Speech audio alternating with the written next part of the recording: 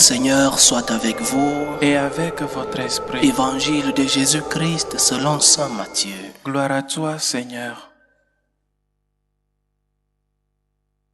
En ce temps-là, comme Jésus était entré à Capharnaüm, un centurion s'approcha de lui et le supplia, « Seigneur, mon serviteur est couché à la maison, paralysé, et il souffre terriblement. » Jésus lui dit, « Je vais aller moi-même le guérir. » Le centurion reprit, « Seigneur, je ne suis pas digne que tu entres sous mon toit, mais dis seulement une parole, et mon serviteur sera guéri. Moi-même qui suis soumis à une autorité, j'ai des soldats sous mes ordres. À l'un je dis va, et il va. À un autre viens, et il vient. Et à mon esclave fais ceci, et il le fait. » À ces mots, Jésus fut dans l'admiration et dit à ceux qui le suivaient, « Amen, je vous le déclare. Chez personne en Israël je n'ai trouvé une telle foi. Aussi, je vous le dis, beaucoup viendront de l'Orient et de l'Occident et prendront place avec Abraham, Isaac et Jacob au festin du royaume des cieux. » Acclamons la parole de Dieu. Louange à toi, Seigneur Jésus. Hier, nous avons commencé le temps de l'Avent. Un temps qui va très vite, c'est moins d'un mois.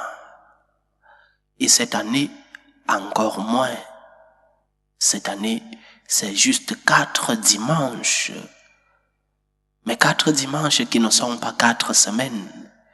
4 dimanches qui sont en réalité 3 semaines. Alors la préparation doit être intense. Pas seulement les lumières à la maison, la préparation des achats, des aliments, des habits. Nous devons préparer nos âmes. Dans la joie, nous irons à la maison du Seigneur, nous avons dit dans le psaume.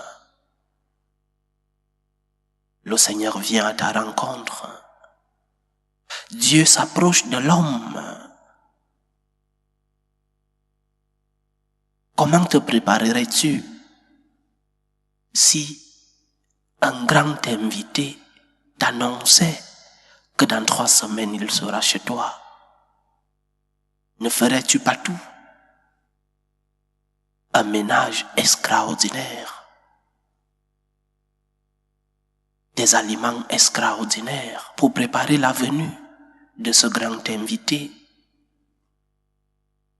Alors comment prépares-tu ta rencontre avec le Seigneur qui va naître? De même que nous avons déjà nos plans d'achat, certains achats déjà faits. Dans la ville, il y a déjà des lumières. Faisons de même des plans pour préparer notre âme.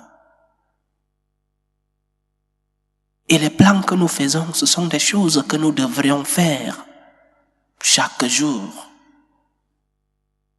Mais essayons de mettre un accent sur certains points de notre foi pour que le Seigneur qui viendra, qu'il nous trouve préparés, pour que ce grand invité, le plus grand des invités, qu'il trouve notre maison, notre âme préparée. Alors faisons un plan sur 3 points. Le premier, la parole de Dieu. Une résolution simple. Le premier chapitre de l'évangile de Saint Luc nous raconte comment notre Seigneur est né et comment il a passé son enfance. Alors pourquoi ne mets-tu pas dans tes plans lire ces premiers chapitres de l'évangile de Saint Luc en méditant sur ces versets? Tu as 3 semaines pour le faire. Les 3 premiers chapitres de l'évangile de Saint Luc. Lire et méditer pour comprendre comment notre Seigneur est venu dans le monde. Et l'évangile de Saint Luc est si intéressant qu'au début, le premier verset nous dit déjà que Saint Luc ne nous raconte pas ce qu'on l'a raconté. Il nous dit, on m'a raconté et j'ai fait des recherches. On m'a raconté, oui, mais j'ai fait des recherches. Alors nous aussi allons faire des recherches sur notre Seigneur. Allons lire ce que Saint Luc a trouvé après ses recherches. Allons recevoir la parole de Dieu. Premier point de notre plan de méditation, de notre plan de préparation, la parole de Dieu, la lire et méditer sur les 3 premiers chapitres de l'évangile de Saint Luc. Le deuxième plan, la Sainte Vierge Marie. Saint Joseph aussi, avant la nativité, ils étaient les 2 protagonistes. Mais surtout la Sainte Vierge Marie, méditons sur elle. Comment elle a vécu ces moments où elle était enceinte. Comment elle a préparé la venue de notre Seigneur au monde. La prier plus que jamais. Mais surtout mettre l'accent sur la grande vertu de l'humilité. Si l'orgueil nous a chassés du paradis, la Vierge avec son humilité vient nous redonner cette communion avec Dieu. Alors, imitons la Vierge. L'humilité. Posons-nous la question, comment est-ce possible que le Dieu Tout-Puissant, Créateur du ciel et de la terre, de tout ce que nous voyons et que nous ne voyons pas, comment est-il possible que Dieu vienne à la rencontre de l'homme? Comment c'est possible? Dans les autres religions, et même dans les religions les plus anciennes, c'est l'homme qui cherche Dieu. Mais dans notre cas, paradoxe, c'est Dieu qui vient à ta rencontre. Comment cela est possible? Comment cela est possible que le Créateur va vers la créature?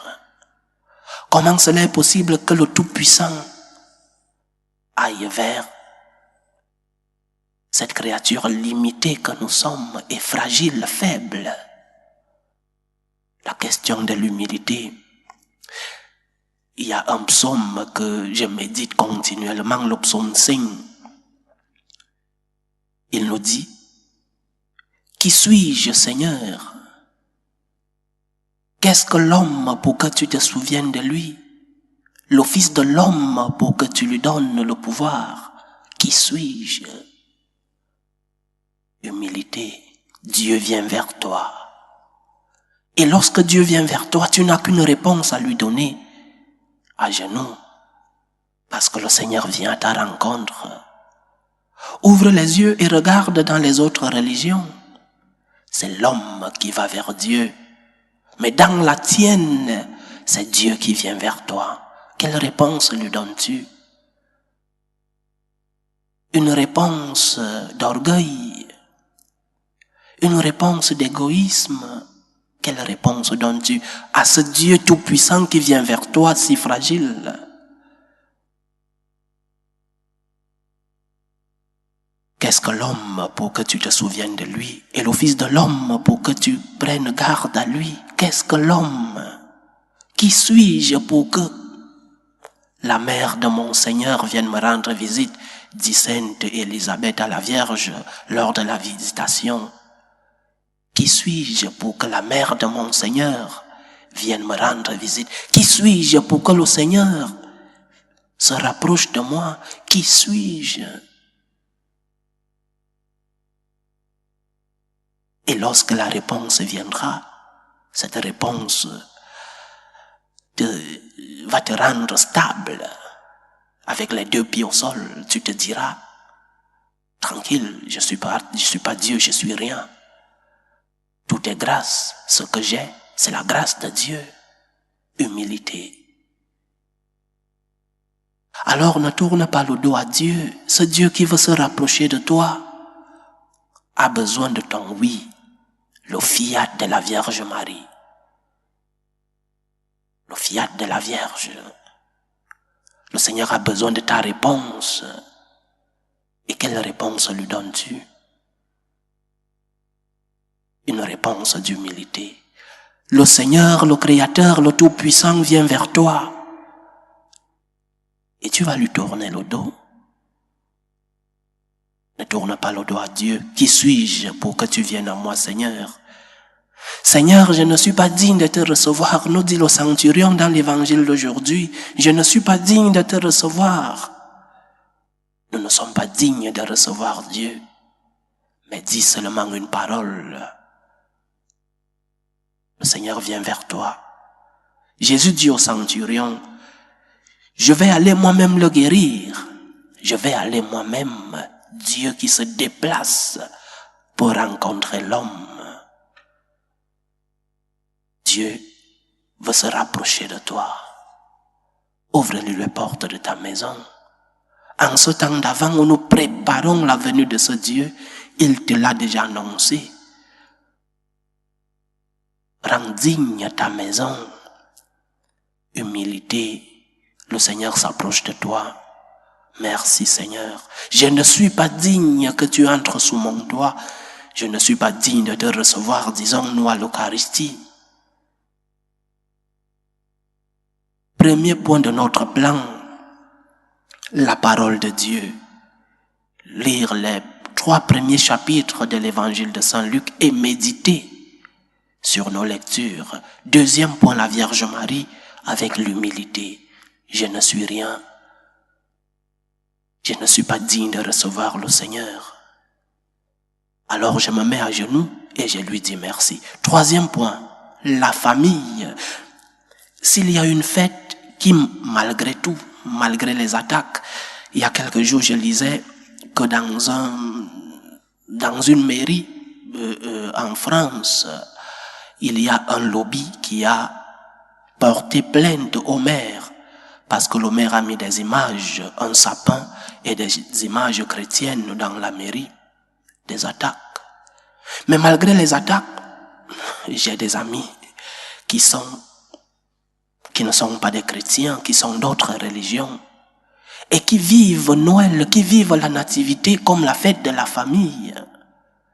Alors malgré les attaques, s'il y a une fête de la famille, c'est la nativité. Alors, donne un peu plus de temps à ta famille. Prends soin de ta famille. Avant que le Seigneur n'arrive, réconcilie-toi avec ceux-là qui t'ont fait du mal, mais aussi avec ceux à qui tu as fait du mal. Parce que nous ne sommes pas toujours des brebis, nous sommes aussi des loups. Parfois, nous recevons le mal, mais aussi nous le faisons aussi. Alors il est temps de te réconcilier pour que le Seigneur te trouve uni dans ta famille, pour que le Seigneur trouve un contexte de paix, de tranquillité et d'unité dans ta famille. Lorsque 2 ou 3 seront unis à mon nom, je serai au milieu d'eux. Rends possible la présence de Dieu dans ta famille en cherchant l'unité. Noël, c'est aussi la fête de la famille. Approche-toi de ce frère, de cette sœur, de ce parent qui t'a offensé ou que tu as offensé. Parce que la réconciliation a cette double facette. Je demande pardon, mais aussi j'accepte le pardon des autres. Alors, un plan en 3 points. La parole avec la lecture des premiers chapitres de Saint Luc. La Vierge Marie en contemplant et en imitant son humilité. Et la famille en recherchant la réconciliation pour que le Seigneur puisse nous trouver en paix. Loué soit Jésus-Christ. À jamais.